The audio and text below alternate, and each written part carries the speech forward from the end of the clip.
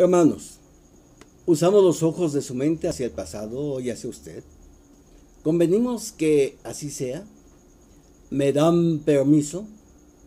Pues ya que han dicho que sí, sin que se ofendan, préstenme toda su atención. Imagine el suceso más trascendental de todos los tiempos, Armagedón.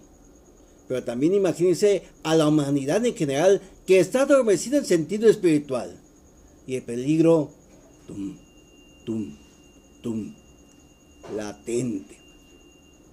Imagínese usted en la mañana. Oye el despertador y no le hace caso. Dijo que iba a levantarse temprano, solo que la película de anoche lo desveló. Pero no quitó la alarma programada y ya no le interesa que suene, pues el sueño le gana. Y pensando en ese despertador, piensa entre sueños: yo lo estrello. Pero no lo hace. ¿Qué sigue? Todos lo sabemos. Tenemos que levantarnos. Y todos somnolientos, ahí vamos, buscando sacudirnos esa somnolencia que pretende sumirnos en un sueño de no pasa nada. Dejemos esa mañana y nuevamente con nuestros ojos de la mente vayamos con Juan, el siervo de Jehová, y ubiquémonos en la pequeña isla de Patmos, cerca de la costa oeste de Asia Menor. Allí, junto con el envejecido apóstol Juan, sentimos que él contempla cosas maravillosas, simbólicas, muchas veces asombrosas y verdaderamente significativas. Llega a estar en el día del Señor, que llega desde la entronización de Jesús en 1914 hasta el fin de su gobernación de 1000 años. Observe usted que Juan ve sucesos que tendrán cumplimiento en la etapa del tiempo más tenebroso de la humanidad. Cuán espléndida es la vista que obtiene de antemano del mandato de 1000 años de Cristo. Qué grandiosas bendiciones obtendrá la humanidad obediente. Ya vio con su mente que efectivamente así es. Juan anotó esas contemplaciones en el libro bíblico de Revelación, pues no quiso que esa visión la olvidemos y así mostrar las cosas que tienen que suceder dentro de poco. Por eso este libro, escrito hace aproximadamente en el año 96 de la Era Común, vivifica nuestra fe en el Dios de la profecía, Jehová, y también en su Hijo Jesucristo. A principios de la revelación de Dios mediante Cristo, nos llega su consejo, y en él se mencionan unas cartas dirigidas a 7 congregaciones de los coherederos del reino de Jesús. En conjunto, estas cartas dan encomio, indican los problemas para que estos se ventilen, suministran lecciones y estímulo, y mencionan las bendiciones mismas que son frutos que cosechan los que son fieles y obedientes, y evidentemente hay franqueza de expresión, pues van al grano. Veamos un ejemplo que, aunque los efesios ya habían aguantado, también habían dejado aquel amor que tenían al principio. A la congregación de Esmirna, que es espiritualmente cuantiosa, se le anima a permanecer fiel en medio de su tribulación. La persecución no ha vencido a la congregación de Pérgamo, pues ésta ha sobrellevado el fanatismo de las sectas. Mas no obstante de que la actividad de los cristianos de Tiatira ha aumentado, allí existe una influencia como la de Jezabel. La congregación de Sardis necesita despertarse en sentido espiritual. Se insta la de Filadelfia a asirse a lo que ya tiene. Y los laodicenses, ellos necesitan pomada para los ojos. Sí, para curación de su tibieza espiritual, pues creyendo que ven, no se dan cuenta que son ciegos por elección. Qué francas y excelentes palabras de disciplina aplican a todos los cristianos.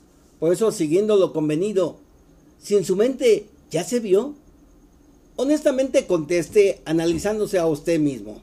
Por ejemplo, ¿hay entre nosotros alguien que haya caído en la tibieza? Dígase a usted mismo: ¿me incluyo yo? Y si es así, entonces tome acción. ¿Cómo?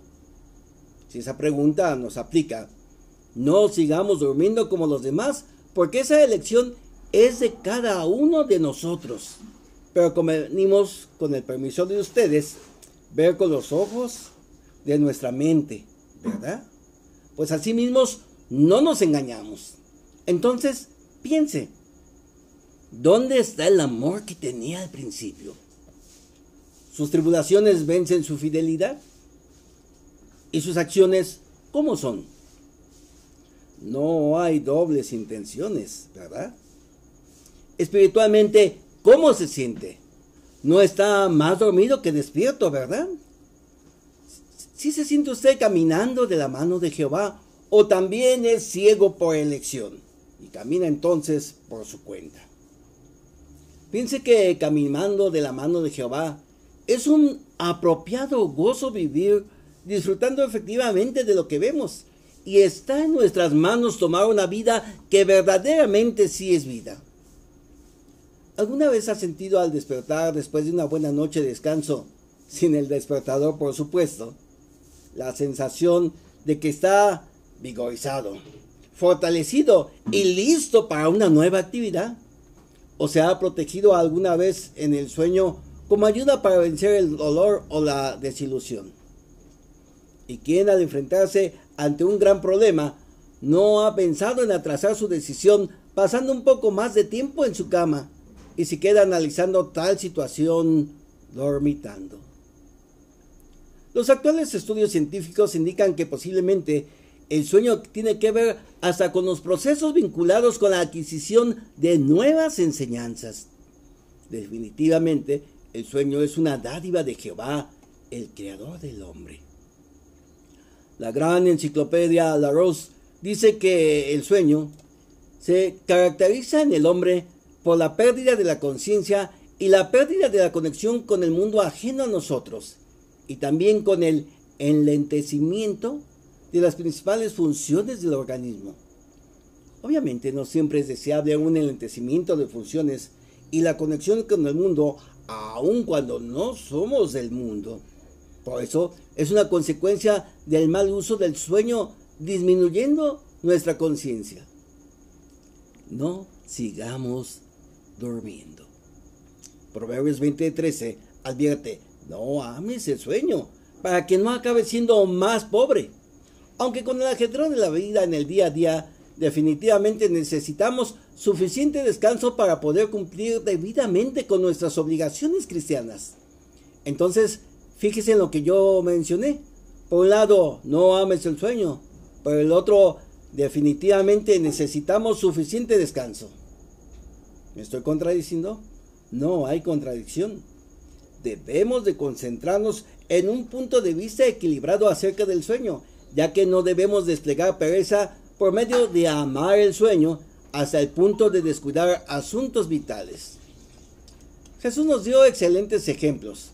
Marcos 1, 32 y 35 menciona que en cierta ocasión, una de tantas, él trabajó vigorosamente en sanar a los enfermos y expulsar demonios hasta después de caer la tarde.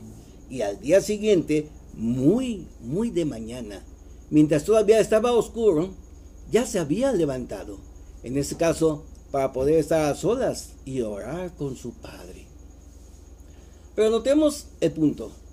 No se mostraba apático, pues sabía que los tiempos, igual que hoy, estaban ya limitados. Estaba comprándose todo el tiempo oportuno posible. ¿Nota? En Hechos 20:31, hablando a los ancianos de la congregación de Éfeso, el apóstol Pablo dijo: recuerden que por 3 noches y días no cesé de amonestar a cada uno de ustedes con lágrimas. Sí, noche y día. Además escribió en 2 de Corintios 11:27 acerca de las noches sin dormir, a menudo en hambre y sed, en abstinencia de alimento y muchas veces en frío y desnudez. Él no cayó en la somnolencia como consecuencia de sus esfuerzos concienzudos por ayudar a la congregación. ¿Y sabe usted por qué? Porque nunca bajó la guardia, porque jamás, nunca se descuidó espiritualmente. Nosotros no dormitemos, lo estamos haciendo. No nos engañemos diciendo que no pasa nada. Como existe el sueño espiritual, de esto hablaba Pablo en 1 de Tesalonicenses 5:6 cuando dijo: no sigamos durmiendo como los demás, espiritualmente. Al hablar en términos de sigamos, obviamente se estaba apuntando a los cristianos genuinos, quienes en un sentido cuidadoso están activos y no se oponen a la dirección de Jehová, ya que están conscientes del adelantamiento de los propósitos de Dios. Cuando dijo estar durmiendo como los demás, en sentido espiritual, los demás serán personas, entre ellas algunos individuos que, llamándose cristianos, se encontraban espiritualmente adormecidos, y por eso estas personas despreocupadas en cuanto a la presencia de Jesús y la verdadera destrucción repentina de los inicuos. Hoy día, esa clase de sueño o apatía espiritual afecta a muchas más personas que en el día de Pablo, pues el hecho de que hay una condición de adormecimiento o sueño espiritual inquieta a todo el que oye todo el habla esperanzada acerca de un nuevo despertar religioso. La culpa la tienen en gran medida las llamadas naciones cristianas, que en el pasado colonizaron a casi todo el mundo y entonces se pusieron a cristianizarlo. Pero hablando con franqueza, hermanos, no llevaron el Espíritu de Cristo, sino solamente el nombre. Desde entonces no han vivido en armonía con la verdad. Busquemos Mateo 16, 2 y 3. Y notemos que desafortunadamente en estos tiempos el mundo dormita demasiado y también por elección anestesia su mente con excesivas distracciones y no puede interpretar el significado de los acontecimientos mundiales.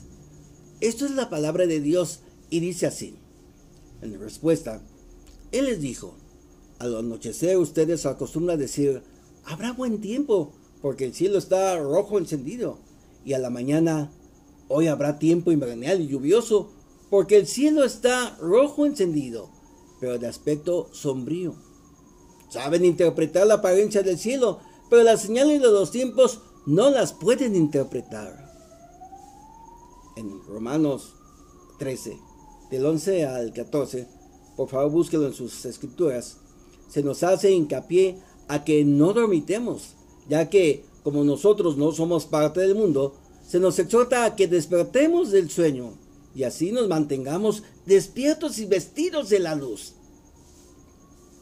¿Tienen el texto? Vamos a leerlo juntos. Y puesto que tenemos ese conocimiento, también nos acude de la somnolencia así.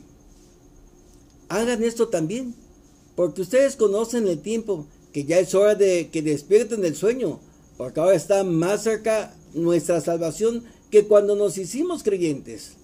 La noche está muy avanzada, el día se ha secado.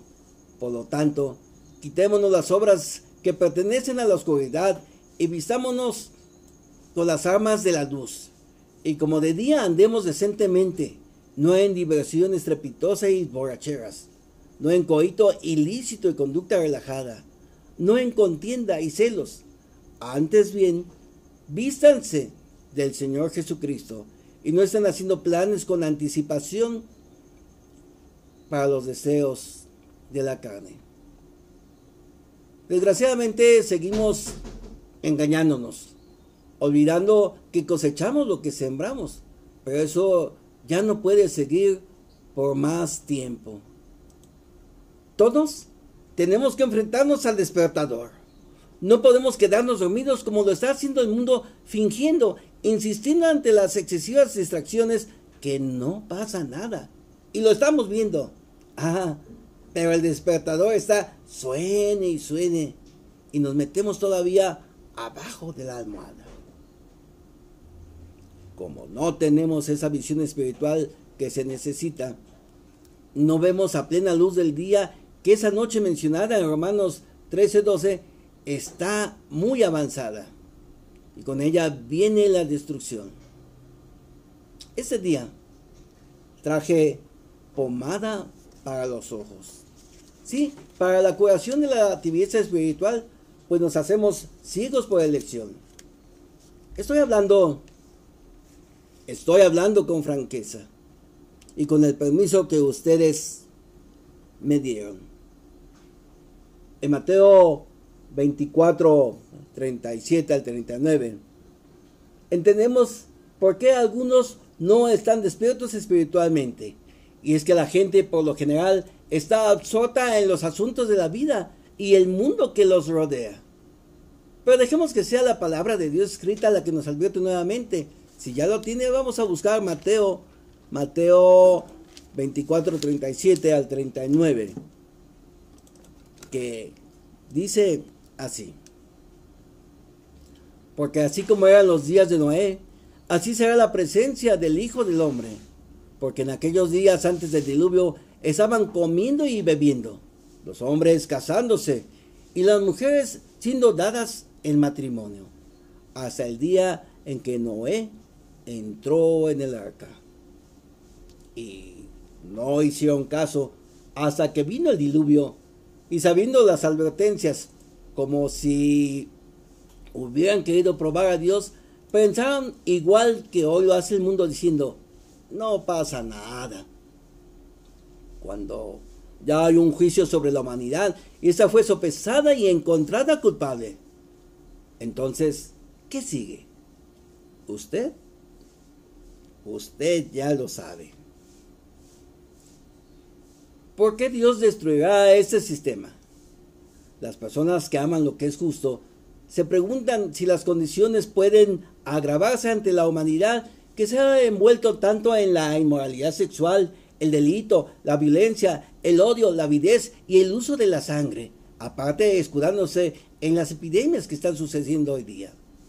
La Biblia predijo que en nuestra generación habría mucha iniquidad. La iniquidad es la cualidad del inicuo.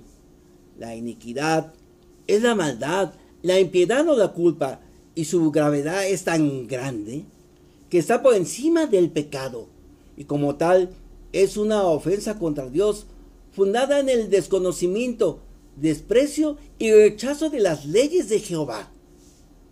Por consiguiente, implica un amortiguamiento y un enlentecimiento en la mente de la gran mayoría de la gente, cegando el funcionamiento de nuestra conciencia espiritual, conduciéndonos a una falta de humildad y a la no sujeción a la autoridad de Dios o de la ley. Entonces, note que, siendo para nosotros esos los deseos del inicuo, logran sus intenciones que la iniquidad aflore y brote en estos días. Todo ello como prueba adicional de que vivimos efectivamente en los últimos días, pues Satanás pretende que nuestra mente esté anestesiada con demasiadas distracciones y que se anule el concepto que se tiene del pecado mismo que nos engaña, escudándose entonces con sensaciones emocionantes de inmoralidad, violencia, odio, avidez y lealtad. La suma de estas sensaciones es un sueño espiritual.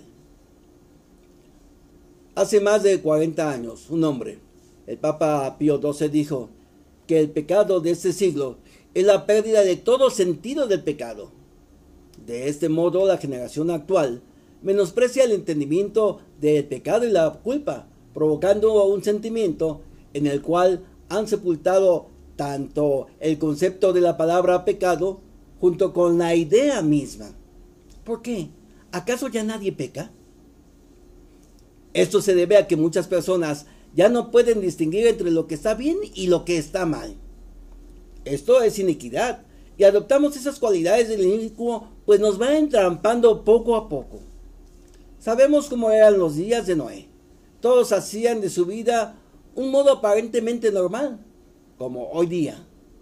Por eso no nos sorprende, pues Jesús predijo tales desenvolvimientos cuando habló de la señal del tiempo del fin, con lo que predijo él tras un paralelo entre los acontecimientos de los días de Noé y lo que vendría con su presencia comenzando los tiempos del fin desde 1914. Mencionó que aquella gente contemporánea de Noé que no hicieron caso hasta que llegó al final, y hoy vemos que, como en los días de Noé, lamentablemente las personas siguen igual y no hacen caso.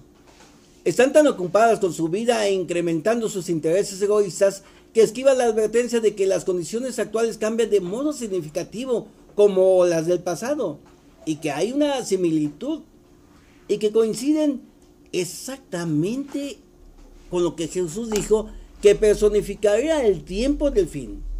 Y sabemos que estamos en la conclusión del sistema de cosas. Estamos en el último día del último día.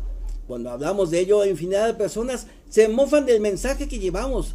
Pero aún esto se predijo cuando el apóstol Pablo predijo en lo que escribió en 2 de Pedro 3:4. El apóstol Pedro escribió lo siguiente. Dijo así: ustedes saben esto, primero, que en los últimos días vendrían burlones con su burla, procediendo según sus propios deseos y diciendo: ¿dónde está esa prometida presencia de Él? Pues desde el día en que nuestros antepasados se durmieron en la muerte, todas las cosas continúan exactamente como desde el principio, desde el principio de la creación. ¿Verdad que a esos que personifican el fin ya los conocemos? Pues efectivamente estamos en ese tiempo con la conclusión del sistema de cosas y necesitamos de esa pomada para los ojos, pues no todos vamos caminando de la mano de Jehová. No obstante, la generación actual no tendrá ninguna excusa cuando estalle la gran tribulación. Esa es su elección. Hay descripciones bíblicas de juicios divinos de la antigüedad que especifican limpiamente y con precisiones lo que Dios hará en nuestros tiempos, y no le estamos dando la debida importancia, hermanos. La profecía bíblica cumplida ante esta generación de predicar de los testigos de Jehová y sus apuntes de integridad semejan al de Noé. Muestra definitivamente qué tiempos estamos viviendo y seguimos dormitando.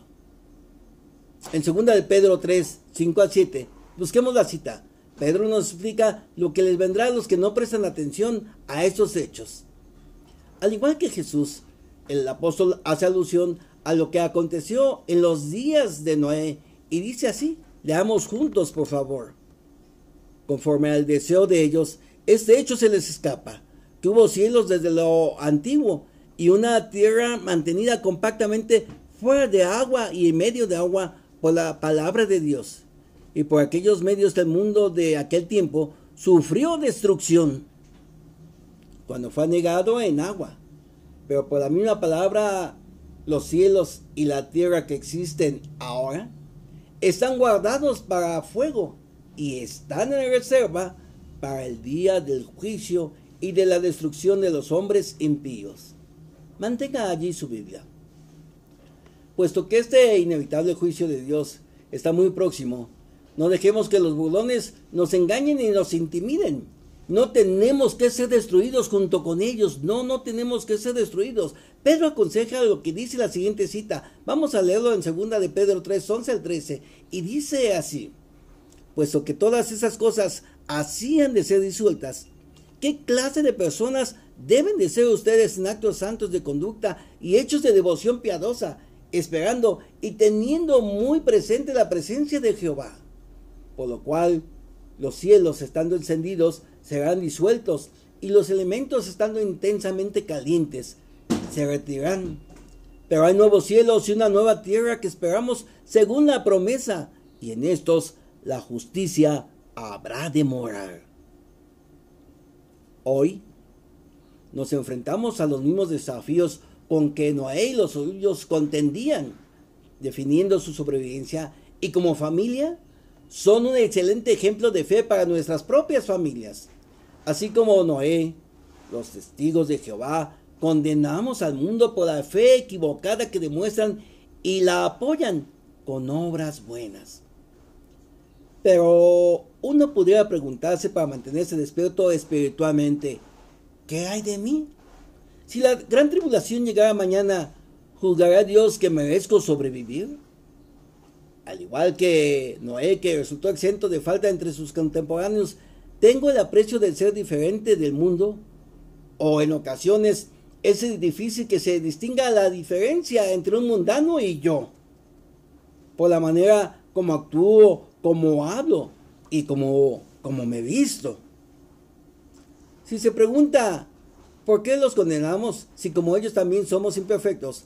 En Juan 17:16, Jesús dijo acerca de sus discípulos: ellos no son parte del mundo, así como yo no soy parte del mundo.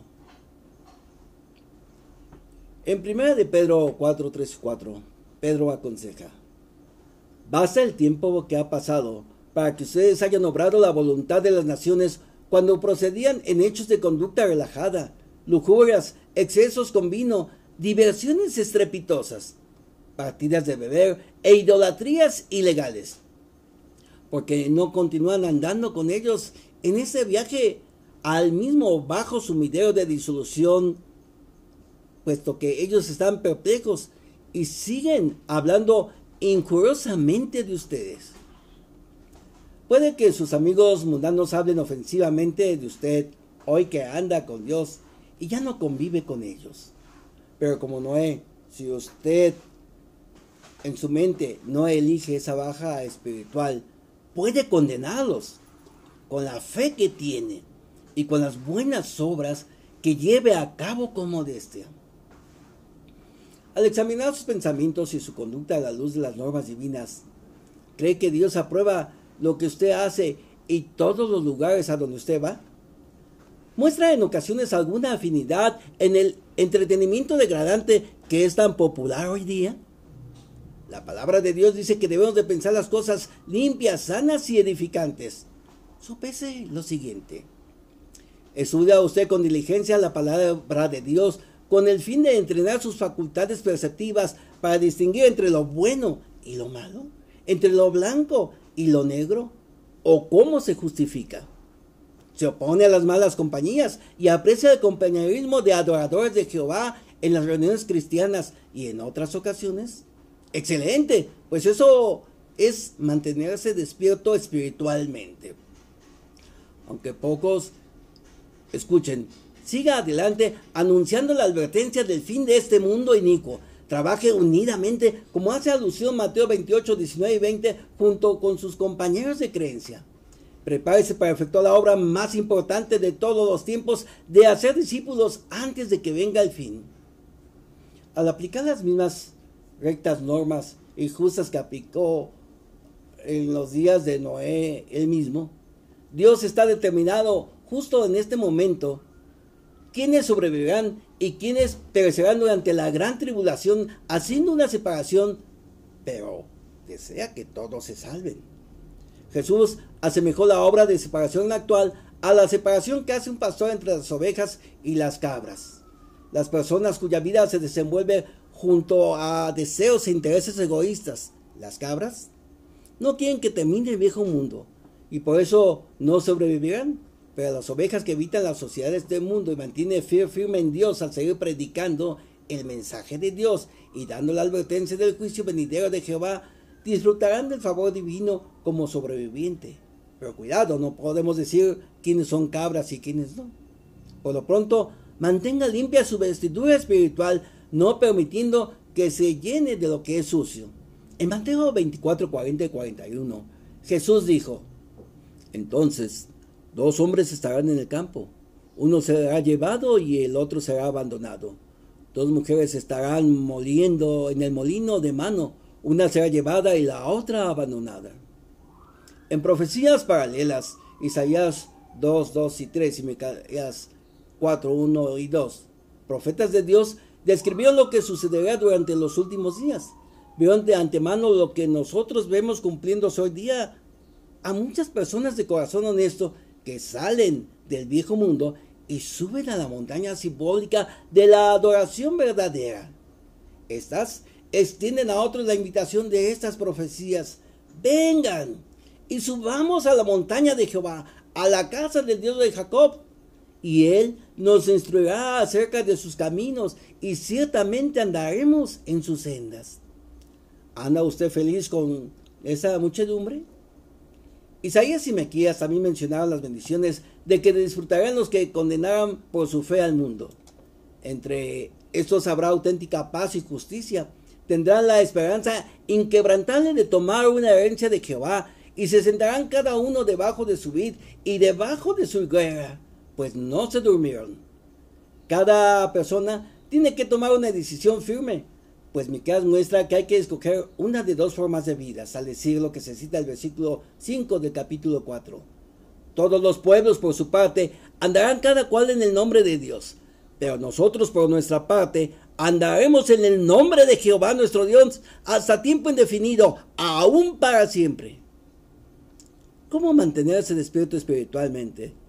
En términos similares, en Isaías 26, 20, 21, Jehová dice de ese tiempo venidero: anda, pueblo mío, entra en tus cuartos interiores y cierra tus puertas detrás de ti. Escóndete por solo un momento hasta que pase la denunciación o la epidemia. Y así nada más. Tales cuartos interiores son nuestra congregación espiritual. De ahí que Sofonías 2:3 insta a hacer lo siguiente: busquen a Jehová todos ustedes los mansos de la tierra, los que han practicado su propia decisión judicial. Busquen la justicia, busquen mansedumbre. Probablemente sean ocultados en el día de la cólera de Jehová.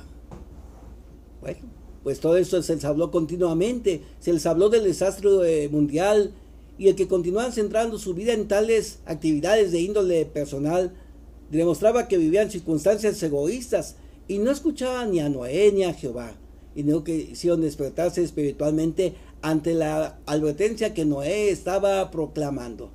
La historia se repite. No hay que ser incrédulos, hermanos, pues ese día bien podría llegar mañana mismo.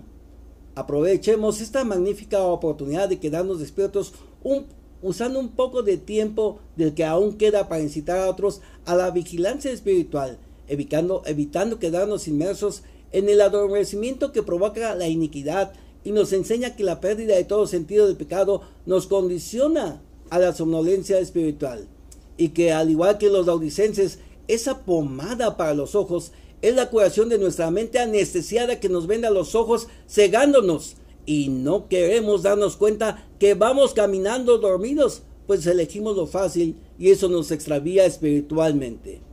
Ahora es el tiempo de quedarnos despiertos. Abra su mente, dése el permiso de hacerlo como hoy lo hicimos. Si usted lo tiene siempre presente, podrá mantenerse despierto espiritualmente.